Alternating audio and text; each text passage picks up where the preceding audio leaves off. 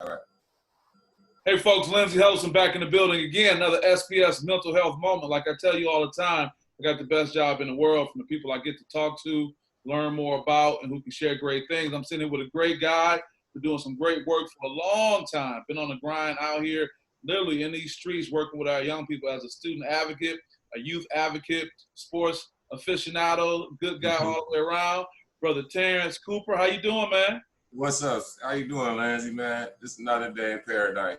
I get it. I'm glad to finally track you down because you moving, man. You always out here moving. First of all, let me just ask you, what's up with your motor, man? Because you are constantly on the go, especially with young people who are always doing stuff. I mean, how do you do all that? Man, it's just it's a calling, man. That's my job. That's what I was sent here for. I believe it, and I just been through so much in life, so therefore I'm like, man, I want to give these kids some choices, and you know what I mean, let them know that there's other ways that they could do things, go about life than the way that they showed all this, you know what I mean? So I get it. There's a number of things we can talk about, especially from what you've been doing with the youth with sports, especially now during this pandemic. We definitely want to touch upon that.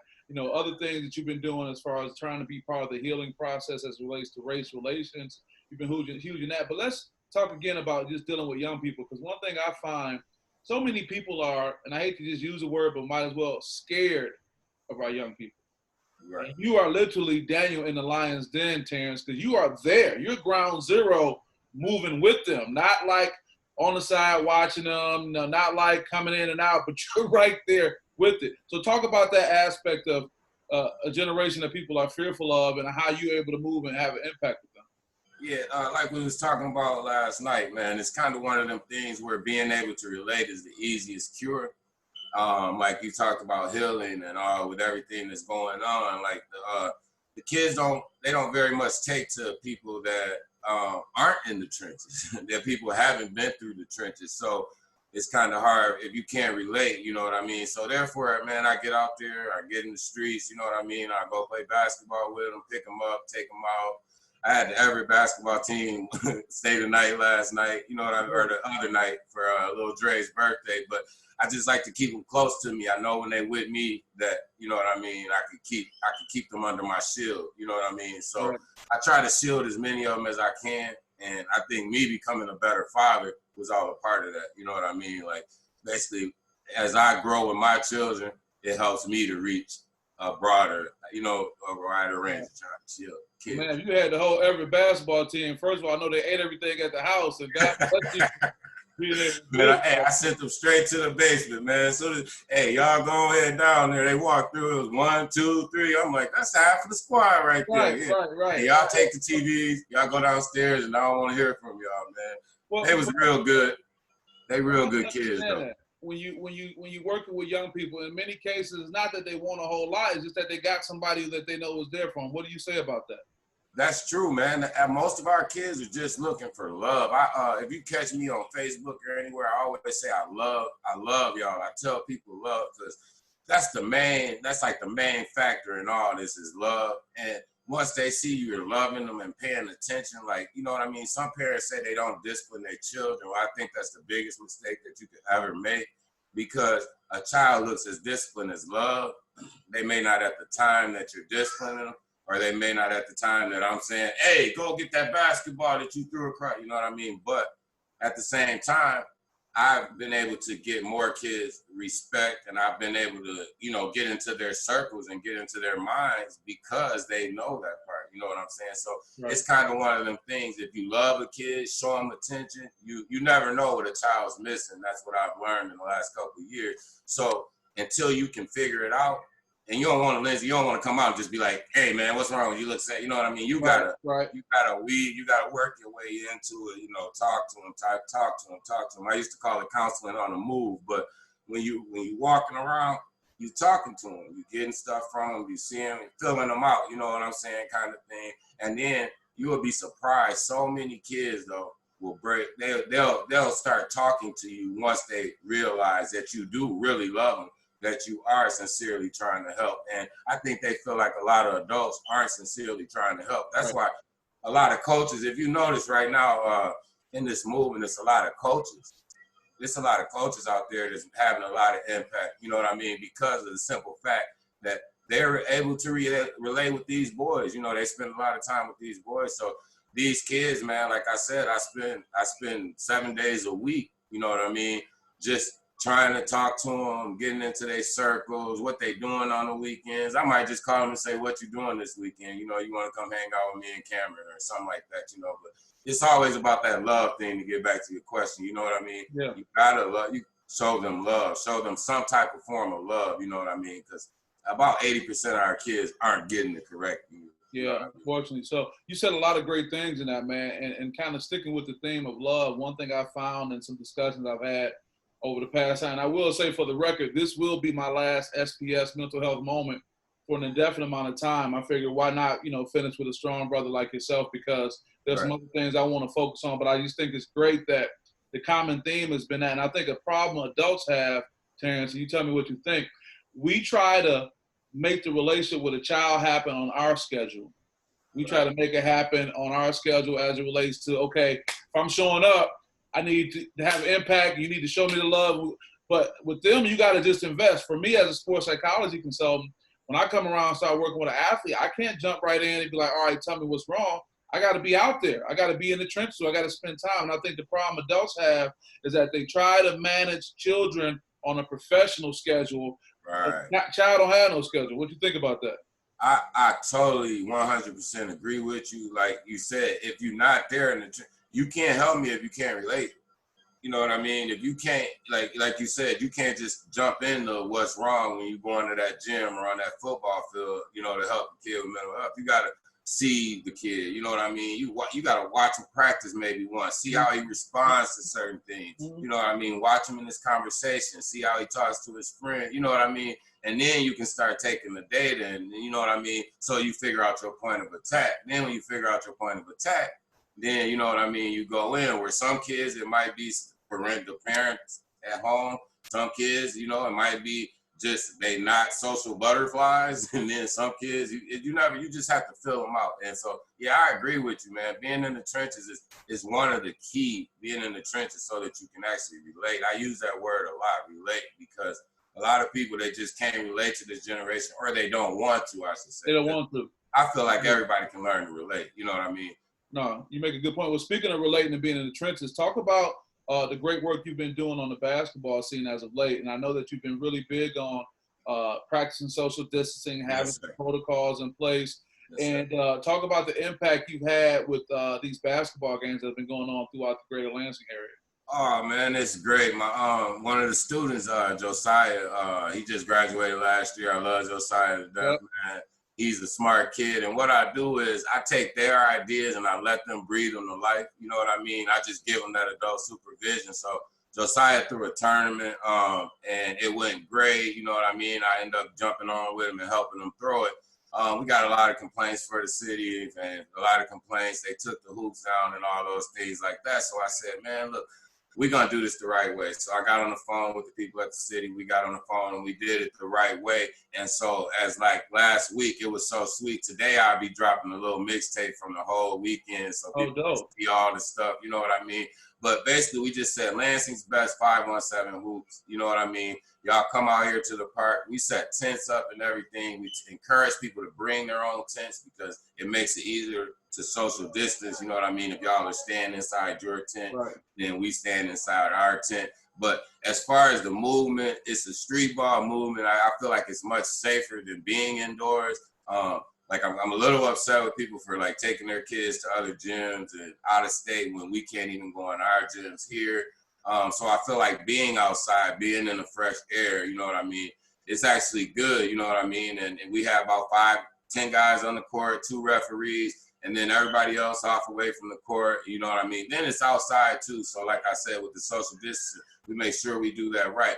But the love that we've gotten back from the city on like this, you know what I mean? On students that want to come help us in and asking me what they can do. Because when they see you, they see, oh, Coach T, no, we can't play basketball, so he doing this, you know what I mean? So therefore, now they're more interested to get into something I'm talking about, you know what I mean? And it goes back to our point of relating. Now that I done had a tournament and got to sit with a couple of them, now I know what point I could do or what I can do to help that child.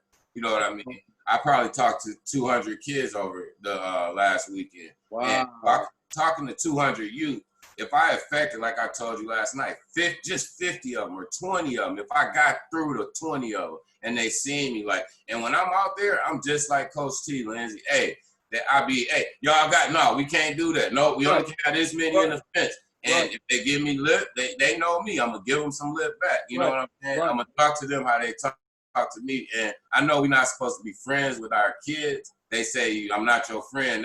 But you do want to be I would love to like kill that whole stigma, because if you're not friends with your child, they're not going to tell you nothing. You're going to grow up in the you know what I mean, in the dark. But see, when you talk to them back like that, that's a love language. Yes, sir. Yes. When they chirp and you chirp right back at them, that they're like, all right, you know, he got love from me. Right. Whereas some people, I don't mean to cut you off. Whereas some people hear a child pop off and they automatically get scared, and then it comes into that black man thing. You know what I mean? Where, we don't want to mess with them. They gang bangers. They did. Man, and half of the kids they don't even know nothing about gang banging, and they don't want to be that. They just followers. You know what I mean? And it's a leader's time right now. But go ahead, man. No. To stay on that point, because the other thing I want to go back to, what people have to understand, they may observe you going back and forth with a kid, and it may sound raw, but that is nothing but shadow boxing, love taps. Oh, you say something crazy to me, I'm going to say something crazy right back at you, and back and forth. And then at the end of the day, it always happens, you going to have the last word as the adult. You going to say, okay, enough. They're going to say, okay, I'm good. Right. And it's like if you sparring with some boxing, let's take boxing for instance, right? Because we both sports guys. Yeah. So your coach, when he's sparring, if you've been boxing 5 or 6 years, he gonna have a different spar session for you. Whereas if you're a beginning spar, so with each kid, I take them, you know what I mean? Like if it's a 2 or 3 year old, of course I'm not gonna talk to him like that. I don't talk to my 2-year-old. But as we get to 10 years old, their conversation's a little more deeper. And then you get to 15 nowadays, they might cuss you off like a grown-up. Right. You feel me? Right. So you have to be ready for each aspect, you know, and know how to deal with each aspect. You know what I'm saying? So it's one of those types of things, man, where if you don't chirp back sometimes, they're gonna look like, oh, he's soft, or they gonna automatically make up. They gonna put something in their head, and you can't get away from that first impression with kids, man. You just can't get away from it. Terrance, you're dropping so much knowledge right now. I want to go back to one thing you said. You know, you talk about touching 200 kids just in this short amount of time as an example. And you also talked about doing things the right way. Right. You good? Go ahead. Yeah, I was just, I got my son here, man, keeping him okay. You okay? You straight? It's all good. We good. You want to know what you doing while you ain't talking to him? Yeah, that's all. He trying to see what daddy doing, man. He know this me and his time. We you want to get on? You want to bring him on? Huh? You want to bring him come here, Josh. You want to talk to the people? You want to say hi? No? Yeah, he not too big. Okay, all right. That's okay. So check this out. Okay. So you said you want to make sure you did it the right way. So talk about the importance of those young people seeing Coach T do things the right way, where they can learn, like, okay, man, there is a way I can go about doing it. You know, there is a way I can make a phone call and talk to the people at the city and work out. Because I think so many times we miss out on doing things right because we feel there's no way to do it. So what does it mean when those young people see you navigate that? I think it teaches them dialogue. And I think, like, with everything that's happened, especially in the last 3 months, from the virus to the race stuff, you know, with George Floyd, rest in peace, his soul, you know what I mean? But it's like one of those things, like, you know, hey, Coach T there, you know what I mean? Like, Coach T it don't matter what, like, kids can call me, hey, if they've been, like, not to say they've been doing it, they've been smoking meth to go to the most extreme level, they can call me and talk to me about it. And I just feel like that's part of it, like, you know, the relate part, you know what I'm saying, back to it. And the question, I kind of was off on Josh a little bit, but as far as, like, to answer it, just repeat it one more, repeat it. Saying, when they see you, when you made a comment about it wasn't the right way, but then I said, let's do it the right way. And those young people see you go from doing whatever, doing it the right way. It's them, yeah, like I was saying, though, like, it's like I can call Coach T and tell him about that, and you know what I'm saying, why I use the meth example right there, doing that. then they can reach out to me for the simple fact that they know that I've showed them I've given them another way out. There's another way. So if they stole in a car and they get in trouble with the police, oh, we remember Coach T. Let me call Coach T. You know what I mean? And so with my background, they know that they can come and tell me anything. And what happens is that opens the door, you know what I mean, basically, so that a kid can, you know what I mean? And then when they get to me, once I am that outlet, then I let them know, you know what I mean? Yo, it's you ain't got to get high for you. You ain't got to do that meth when you get down. You don't got to do this one. You can do this. There's other choices that you have in this world. And then they know from my background, and then they know from my actions that, you know, that what I'm talking about not garbage, because they don't buy no fake stuff. You know what I mean? So like, as far as like really your question is, that's my goal in life right now, especially in Lansing, is to give the kids more choices, let them know that there's other. We done made this street thing look so cool. Lizzie, they think it's so sweet. Everybody want to be a gangster. Everybody want to be a thug. Well, I know that life. I know what it leads to from my past, and I know exactly where it goes. I got a lot of friends that's dead. I'm tired of T-shirts. You know what I'm saying? So the only way, it's a lot of people that say, "Oh, I'm tired of T-shirts." Now, when they said, they just basically saying something. With me, when I said, I'm saying, okay, let me see how many kids I can get together this weekend. You know what I mean? So I could put a little bit of this, drop a little bit of the, I call them jewels, drop a couple jewels on them, right? And then it's a seed. Like if you go from a Bible standpoint, it's like a seed, or a gardening standpoint. Once that seed get in there, and now it's on me as Coach T, you know, to follow up, to call them sometimes. Like I'll talk to a basketball player, maybe I ain't talked to in a year, but he just crossed my mind, and check up on him. And you know what I mean? And that right there, that shows them. So we don't see it like right then. And I think that gets people upset, is you don't see the change and you don't see what's happening. But I've showed these kids and other adults, it's a lot of good adults that's out here doing stuff. And they show the kids there's a different choice. So now when you 25, I feel like that's the period that you make that decision. They remember those choices. You know what I mean? They remember all the things. It's not just about the streets no more. Well, Coach T said I can be a doctor. Coach T said I can go D2. Coach T said I could be whatever I want to be. And that's kind of where I take it, is choices. I want to give them as many choices as I can offer them. You know what I mean? And like that's part of what we doing right now, the kind of work that we doing right now. We got so much stuff moving on showing the kids choices. Like that's a good word. Like I love that word right there. Like just they gotta have, like, it's like a multiple test question, a multiple you know what I'm saying? You got A, B, C, D. Well, a lot of these kids only got A, B. And then you got some that got A, B, C. Then you got some that got A. But if your mom and daddy ain't making so much money, then you're going to be stuck in that A to B category. You know what I mean? So you really only got two choices. At least that's their mentality. It's not true, because you don't have to be that. You know what I'm saying? You could put C on your, it ain't like a real test in school. I could add C and D. You know what I mean? The choices. You got to have the confidence to know that they have more. Yeah, exactly. Kind of in my head when you made the comment about goals for the future, I was going to ask you about that. But also, you know, when you talk about, I always say that the mind is an amazing thing. And it's not that kids want to grow up and be malicious and be bad. They just weren't given different opportunities and choice. And what you're doing, Terrance, with your, God-driven work and purposeful-driven work, you're putting that seed in there, like you said. So when they are 25 and they've had someone who told them that they respect that there's a different way to go. So now you're saying pretty much you're going to have them now as a teenager, and that seed is going to go for the next 5 to 10 years when they have to make that other life choice, and you've done something with them. If you just think about it, like with planting, I don't know if you ever if you went into the store, man, and bought a pack of seeds, right, and put them in the dirt.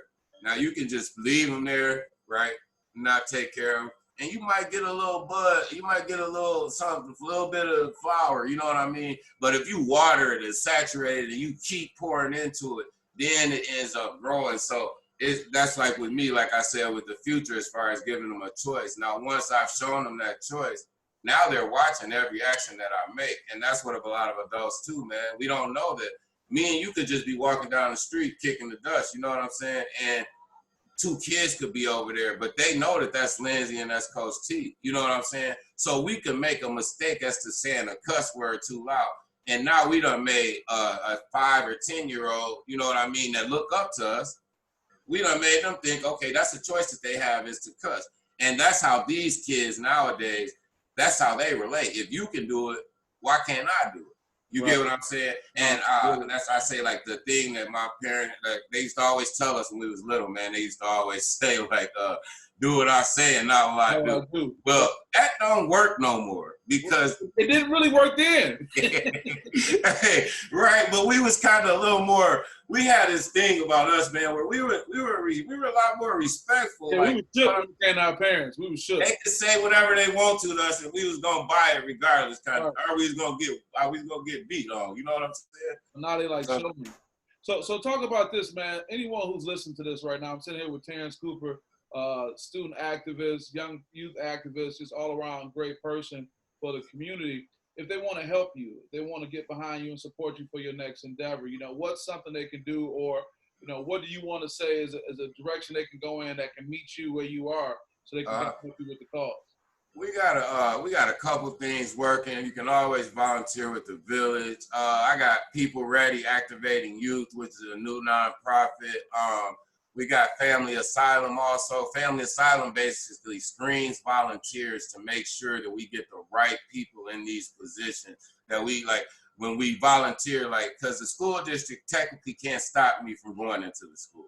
As long as I can pay my people to be there, then I can write volunteer forms out and anybody can go into the school. So what I would tell parents is more parents need to start filling out those volunteer sheets and going up in the school, walking around and seeing the environment that their kids are in. You know what I mean? And seeing what's going on with their kids. You don't even got to tell your child you're going to be in the building to go.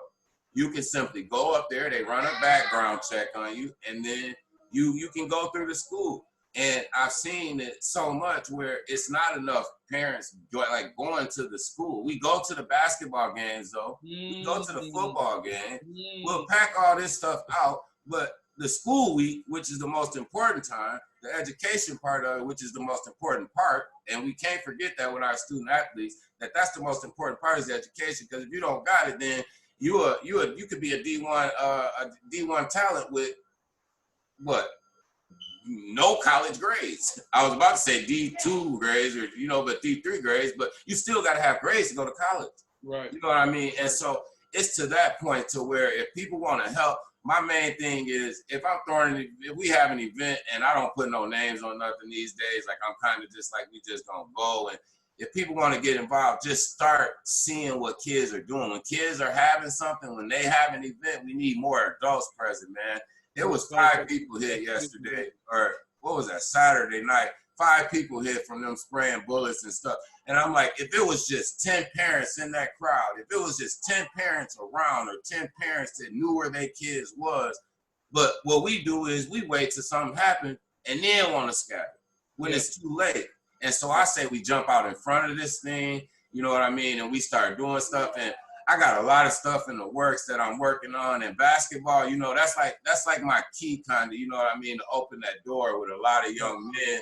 And we gotta really hold on to our young black brothers right now, man, because they could easily go away to mess where we don't like the police. They could easily get off into these. We've made it so easy for them to get off into these things, though. And notice I say we. I never put it off on one person, but we've made it so easy to get off into the streets.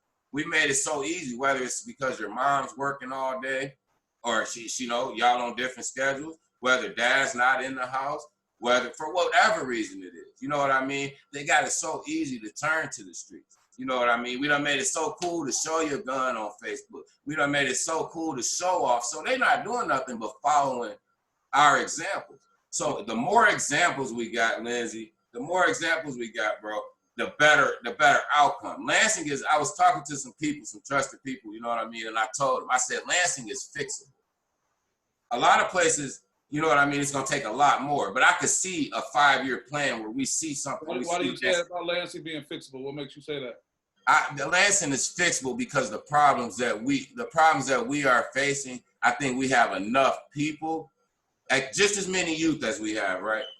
If I got everybody together, if I could go hand pick a handful of adults and say, y'all pay me and we gonna make sure this situation is, I could do it.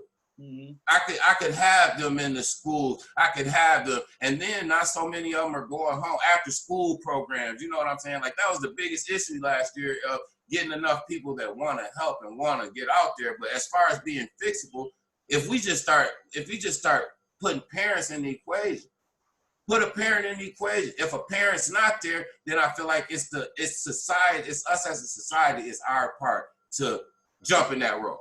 Yeah. I find myself jumping into the role, a lot. I'm gonna play whichever parent I got to when I got your boy. If I had your son or if I had your daughter, you know what I'm saying? Yeah.